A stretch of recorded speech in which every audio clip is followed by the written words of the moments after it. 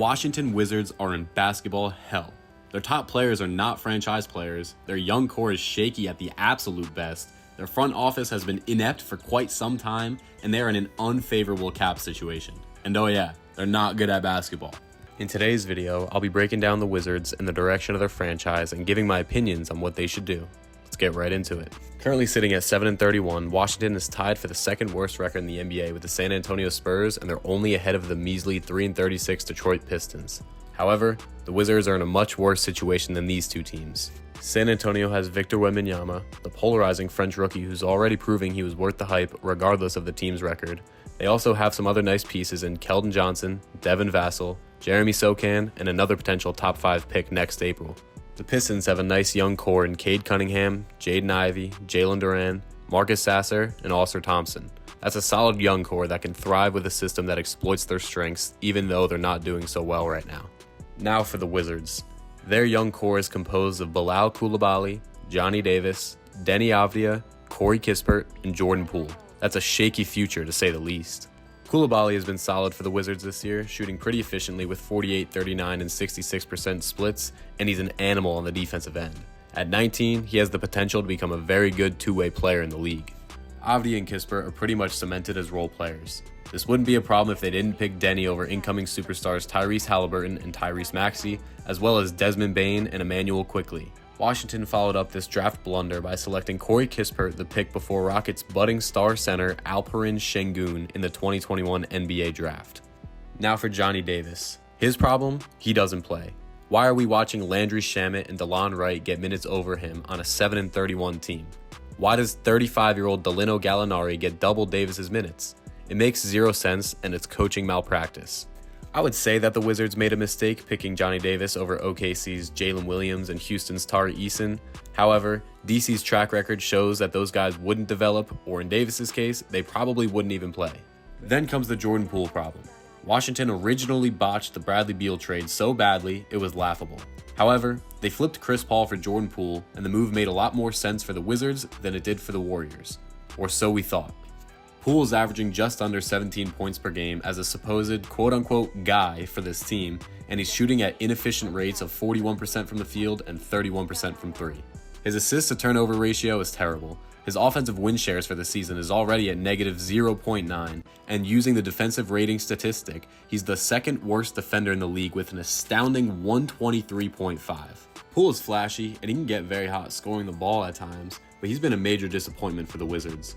This is the same guy that had an extremely important role on a championship team just a year and a half ago, so there is still hope that he can turn this around. However, the results just haven't been there this year so far. I've yet to mention Kyle Kuzma, who's actually been the Wizards' best player this year. Defensively, he's in the same boat as Poole with a slightly worse defensive rating at 123.2, good for third worst in the league.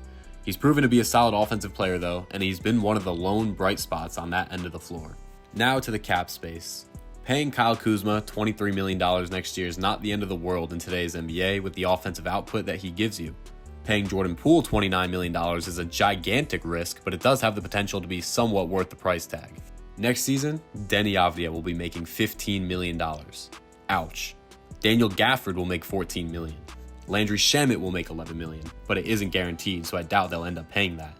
Add it all up, and you're paying Kuzma, Poole, Avdija, and Gafford a combined $81 million next year. Come on, that core has you sitting at 7-31 this year without that much room to improve. So what is the solution to solve this treadmill of mediocrity the Wizards have been running on for the last 45 seasons? Blow it up. Blow it all up. A clean slate is needed to fix this team. Trade Kyle Kuzma and Jordan Poole.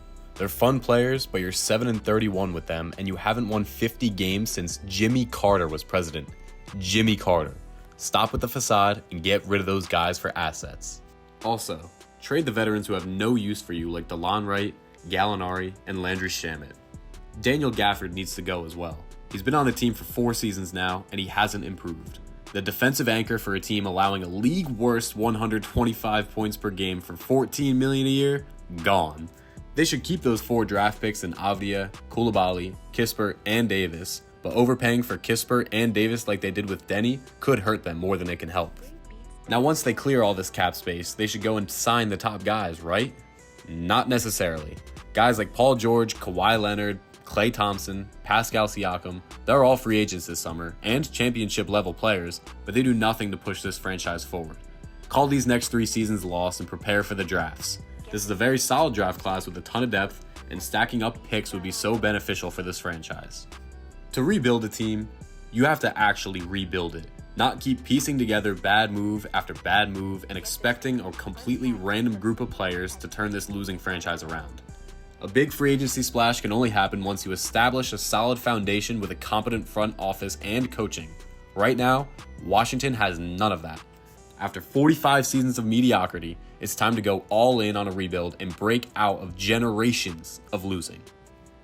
Thank you for watching this video. Let us know in the comments what you think the Wizards should do, and take a guess at when they'll finally get to 50 wins. 2030? 2040? Will Bradley Beal Jr. be the answer in 15 years? Who knows?